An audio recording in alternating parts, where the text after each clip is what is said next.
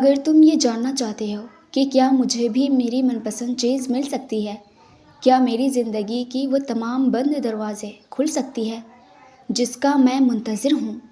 تو یاد رکھو اللہ اپنے کسی بھی بندے کو اس کی من پسند چیز سے زیادہ دیر محروم نہیں رکھتا۔ اگر تمہاری من پسند چیز تم سے دور کر دی گئی ہے تو اس کا ہرگز یہ مطلب نہیں بنتا کہ اللہ تمہیں دنیا کے سامنے رسوا کر رہا ہے۔ اس کی ایک وجہ یہ بھی ہے کہ شاید تم اس غفلت بھری دنیا میں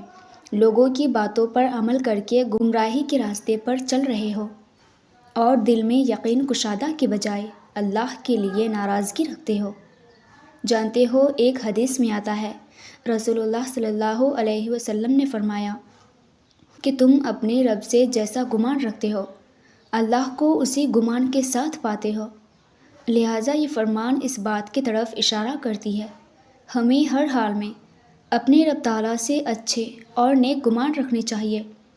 بھلے ہی تمہاری صبر کیوں نہ ٹوٹ رہی ہوں، تمہارا یقین کیوں نہ ڈگمگانے لگے ہوں۔ اور یہ بات بھی اپنے ذہن نشین کر لو،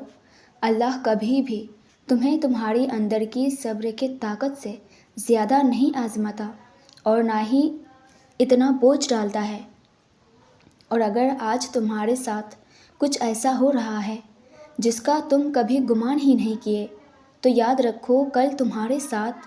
اتنا اچھا ہوگا جس کا تصور تمہارے سوچ سے کئی گنا وسیع تر ہے۔ اور جب تم صبر کا دامن تھام کر اپنے غموں کو دنیا سے چھپا کر اللہ کے سامنے سجدہ ریز ہونا پسند کرتے ہو، تو اللہ بھی تمہیں زیادہ دیر تک تمہاری من پسند چیز سے تمہیں محروم نہیں رکھتا۔